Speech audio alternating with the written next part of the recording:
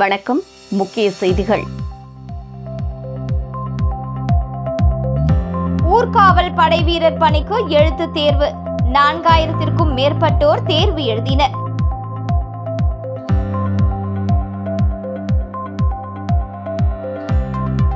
புதுச்சேரியில் போதைப் பொருட்கள் விற்பனை செய்த 4 பேர் கைது.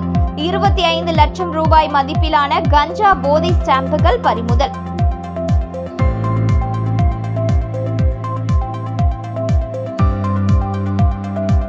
T20 கிரிக்கெட் உலக கோப்பையை வென்றது இந்தியா. கடற்கரையில் ஆயிரக்கணக்கானோர் ஒன்று கூடி வெற்றியை கொண்டாடினர்.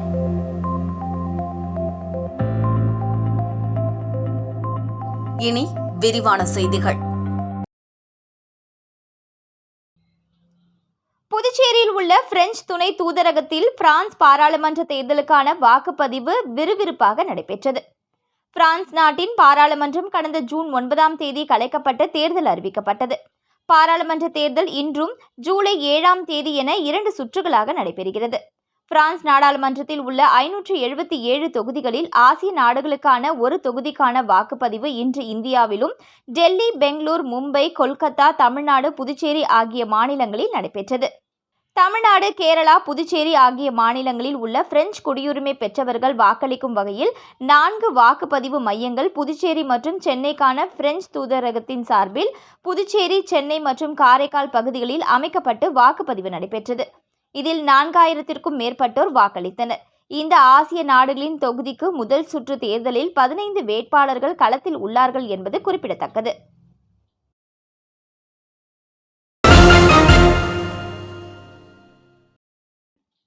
புதுச்சேரியில் 25 லட்சம் மதிப்பிலான கஞ்சா எண்ணெய், போதை ஸ்டாம்ப் உள்ளிட்டவைகளை பறிமுதல் செய்த போலீசார் இதனை விற்பனை செய்ய வைத்திருந்த சேலம் மற்றும் கேரளாவை சேர்ந்த 4 வாலிபர்களை கைது செய்து சிறையில் அடைத்தனர். புதுச்சேரி ஜிப்மர் மருத்துவமனை மற்றும் அதன் அருகே உள்ள எல்லை பகுதியான கோரிமேடு ஆகிய இடங்களில் கஞ்சா, போதை ஸ்டாம்புகள் உள்ளிட்டவைகள் விற்பனை செய்யப்படுவதாக போதை தடுப்பு பிரிவு போலீசாருக்கு கிடைத்த ரகசிய தகவலின்படி தன்வந்திரி நகர் போலீசார் உதவியுடன் சம்பவ இடத்திற்கு சென்ற போலீசார் அங்கு கண்காணிப்பு பணியில் ஈடுபட்டனர். அப்போது சந்தேகப்படும்படியாக இருந்த 2 வாலிபர்களை பிடித்து சோதனை செய்ததில் அவர்களிடம் கஞ்சா எண்ணெய் மற்றும் 16 தடை செய்யப்பட்ட போதை ஸ்டாம்புகள் இருப்பதை கண்டுபிடித்தனர். தொடர்ந்து அவர்களிடம் நடத்திய விசாரணையில் இருவரும் சேலம் மாவட்டத்தை சேர்ந்த சங்கீத் குமார், கீர்த்திவாசன் என்பதும் பட்டதாரியான இவர்கள் ஆரோவில் குயிலாப்பாளையம் பகுதியில் வீடு எடுத்து தங்கியிருந்து இதுபோன்ற போதை வஸ்துக்களை கல்லூரி மாணவர்கள் மற்றும் சுற்றுலா பயணிகளுக்கு விற்பனை செய்வதும் தெரியவந்தது.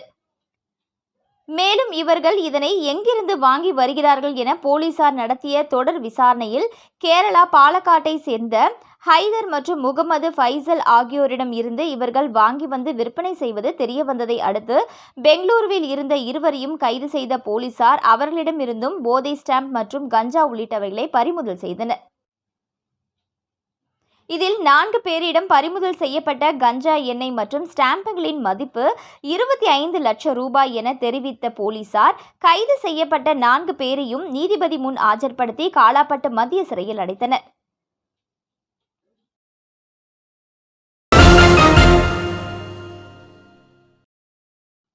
T20 உலகக்கோப்பை இறுதிப் போட்டியில் இந்தியா வெற்றி பெற்றதை புதுச்சேரி கடற்கரை சாலையில் 5000க்கும் மேற்பட்ட ரசிகர்கள் பிரம்மாண்ட திரையில் பார்வையிட்டு ஆடிப்பாடி கொண்டாடி மகிழ்ந்தனர். இந்தியா மற்றும் சவுத் ஆப்பிரிக்கா ஆகிய 2 அணிகளுக்கிடையே T20 உலகக்கோப்பை இறுதிப் போட்டி நேற்று நடைபெற்றது. இந்த நிலையில் தனியார் அமைப்பு சார்பில் புதுச்சேரி கடற்கரை சாலையில் பிரம்மாண்ட திரையில் இப்போட்டி திரையிடப்பட்டது. இதனை புதுச்சேரி மட்டுமின்றி சுற்றுலா வந்த 5000க்கும் மேற்பட்டோர் பார்வையிட்டனர். குறிப்பாக இறுதி ஓவரில் ஹர்திக் பாண்டியா சவுத் ஆப்பிரிக்கா வீரர் விக்கெட்டை வீழ்த்தியதும் விண்ணை முட்டும் அளவிற்கு ரசிகர்கள் கோஷம் எழுப்பி தங்களது மகிழ்ச்சியை வெளிப்படுத்தினர். தொடர்ந்து இறுதி பந்தில் இந்திய அணி வெற்றி பெற கூடியிருந்த அனைவரும் ஆடிப்பாடி தங்களது மகிழ்ச்சியை வெளிப்படுத்தினர்.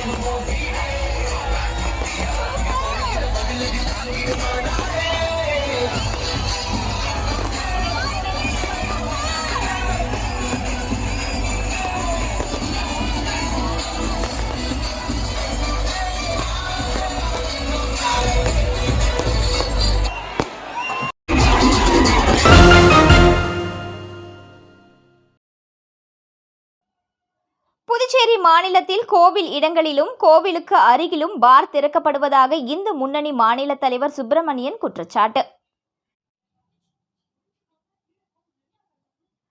இந்து முன்னணியின் மாநில அளவிலான செயற்குழு கூட்டம் நேற்று காரைக்காலில் நடைபெற்றது. அதனைத் தொடர்ந்து நேற்று மாலை பேரணியும் பொதுக்கூட்டமும் நடைபெற்றது. இந்து முன்னணியின் பேரணியை மாநில தலைவர் சுப்பிரமணியன் கொடியசைத்து துவக்கி வைத்தார். காரைக்கால் ஏழை மாரியம்மன் கோவிலில் இருந்து துவங்கிய பேரணி முக்கிய வீதிகள் வழியாக சென்று திருநள்ளாறு ரோட்டில் பொதுக்கூட்டம் நடைபெறும் இடத்தில் முடிவடைந்தது. அதைத் தொடர்ந்து மாநில அளவிலான பொதுக்கூட்டம் நடைபெற்றது. மேலும் செய்தியாளர்களை சந்தித்த இந்து முன்னணியின் மாநில தலைவர் சுப்பிரமணியன், புதுச்சேரி மாநிலத்தில் கோவில் இடங்களிலும் கோவிலுக்கு அருகிலும் மதுக்கடைகள் உள்ளதாக குற்றம் சாட்டினார். புதுச்சேரி அரசு இதுபோன்ற செயல்படும் மதுக்கடைகளை மூட நடவடிக்கை எடுக்க வேண்டும் எனவும் அவர் கோரிக்கை விடுத்தார். அரசு நடவடிக்கை எடுக்காத பட்சத்தில் இந்து முன்னணி சார்பில் மாபெரும் போராட்டம் நடத்தப்படும் எனவும் அவர் புதுச்சேரி அரசுக்கு எச்சரிக்கை விடுத்துள்ளார்.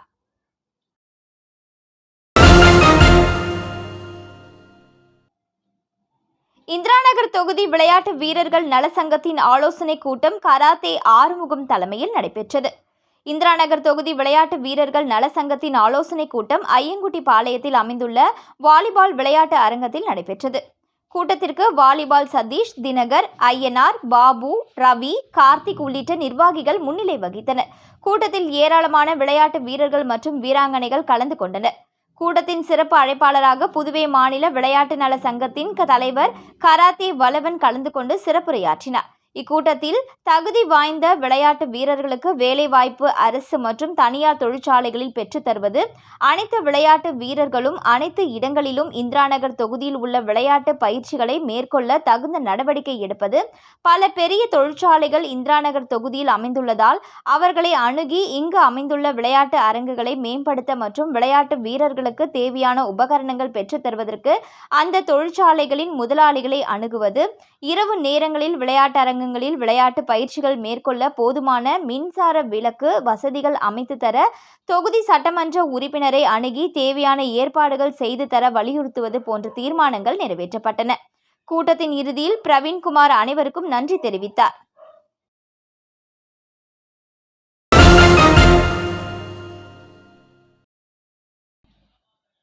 புதுச்சேரி காவல்துறையில் 500 ஊர்காவல் படை வீரர்கள் பணிக்கான எழுத்துத் தேர்வை 4000க்கும் மேற்பட்டோர் எழுதினர். புதுச்சேரி காவல்துறையில் ஊர்காவல் படையில் ஆண்கள் 420 பேரும் பெண்கள் 80 பேரும் என மொத்தம் 500 பணியிடங்களுக்கு கடந்த 2023ஆம் ஆண்டு ஆகஸ்ட் 30ஆம் தேதி முதல் நவம்பர் 29ஆம் தேதி வரை விண்ணப்பங்கள் பெறப்பட்டது.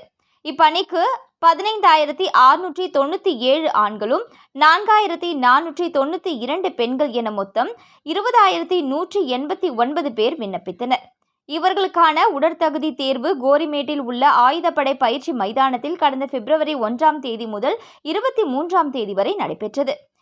இதில் ஆண்கள் 3034 பேரும் பெண்கள் 1195 பேர் தேர்வு எழுதி தகுதி பெற்றிருந்தனர். இந்நிலையில் ஊர்காவல் படை வீரர் பணிக்கான எழுத்துத் தேர்வு புதுச்சேரியில் உள்ள 12 மையங்களில் நடைபெற்றது. புதுச்சேரியில் அமைக்கப்பட்டுள்ள 12 தேர்வு மையங்களில் காலை 10 மணி முதல் 12 மணி வரை தேர்வு நடந்தது. உடல் தகுதி தேர்வில் வெற்றி பெற்ற 4000க்கும் மேற்பட்டோர் தேர்வு எழுதினர். மேலும் தேர்வர்கள் கைப்பைகள், செல்போன்கள், ப்ளூடூத் சாதனங்கள், ஹெட்போன்கள், கால்குலேட்டர்கள், பென் டிரைவ் போன்ற இதர எலக்ட்ரானிக் சாதனங்களை கொண்டு வருவது தடை செய்யப்பட்டது. இதனிடையே தேர்வு மையத்திற்கு காலதாமதமாக வந்த 3 பேரை தேர்வு மையத்திற்குள் அனுமதிக்காத நிலையில் அவர்கள் தேர்வு மைய வாசலிலேயே கதறி எழுந்தனர்.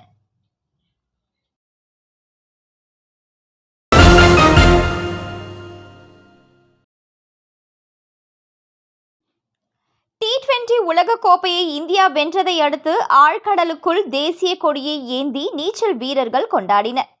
புதுச்சேரி மற்றும் தமிழகத்தில் ஸ்கூபா எனப்படும் ஆழ்கடல் நீச்சல் பயிற்சி பள்ளி நடத்தி வருபவர் அரவிந்த். இவர் பல்வேறு நிகழ்ச்சிகளை ஆழ்கடலில் செய்துள்ளார். இந்த நிலையில் T20 உலகக்கோப்பை கிரிக்கெட் போட்டியில் இந்தியா 17 ஆண்டுகளுக்கு பிறகு கோப்பையை வென்றுள்ளது.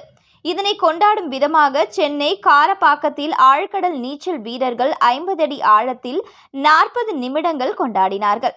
அதில் ஆழ்கடலுக்குள் சென்றவர்கள் கிரிக்கெட் விளையாடி தேசிய கொடி முன்பு கோப்பையை கையில் ஏந்தி தங்களது மகிழ்ச்சியை வெளிப்படுத்தினார்கள்.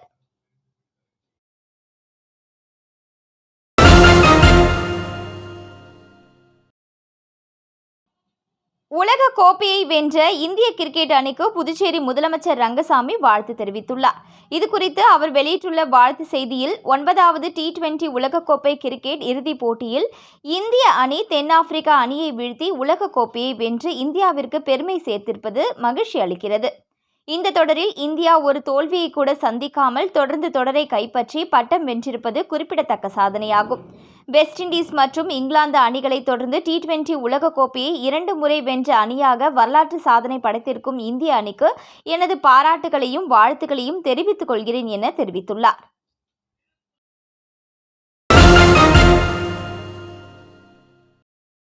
டாக்டர் ஷியாமா பிரசாத் முகர்ஜி பிறந்தநாளை முன்னிட்டு பாரதிய ஜனதா கட்சி சார்பாக முத்தியால்பேட்டை தொகுதியில் நகர மாவட்ட பொதுச் செயலாளர் செந்தில் குமரன் தலைமையில் மருத்துவ முகாம் நடைபெற்றது. டாக்டர் ஷியாமா பிரசாத் முகர்ஜி பிறந்தநாளை முன்னிட்டு நகர மாவட்ட பாரதிய ஜனதா கட்சி பொதுச் செயலாளர் செந்தில் குமரன் தலைமையில் தொகுதி முழுவதும் பொதுமக்களுக்கு இலவச மருத்துவ முகாம் நடைபெற்றது. இதில் சிறப்பு விருந்தினராக சட்டமன்ற உறுப்பினர்கள் ராமலிங்கம், அசோக் பாபு, ரிச்சர்ட் ஜான் குமார் கலந்து கொண்டு மருத்துவ முகாமை தொடங்கி வைத்தனர். மேலும் இம்முகாமில் காது, மூக்கு, தொண்டை, கண் சிகிச்சை, குழந்தை அறுவை சிகிச்சை உள்ளிட்ட பல்வேறு சிகிச்சைகளுக்கு தீர்வு காணப்பட்டன. மேலும் நிகழ்ச்சிக்கான ஏற்பாடுகளை பாரதிய ஜனதா கட்சி நிர்வாகிகள் மற்றும் செந்தில் குமரன் அறக்கட்டளை நிர்வாகிகள் செய்திருந்தனர்.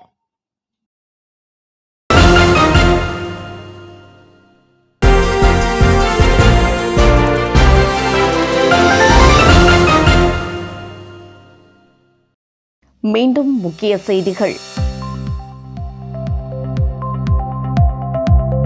ஊர்காவல் படை வீரர் பணிக்கு எழுத்து தேர்வு. 4000க்கும் மேற்பட்டோர் தேர்வு எழுதினர்.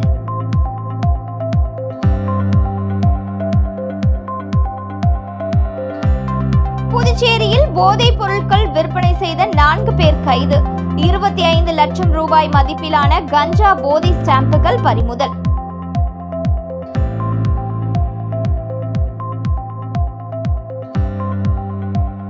T20 கிரிக்கெட் உலக கோப்பையை வென்றது இந்தியா. கடற்கரையில் ஆயிரக்கணக்கானோர் ஒன்று கூடி வெற்றியை கொண்டாடினர்.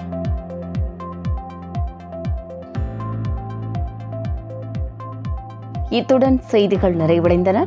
வணக்கம்.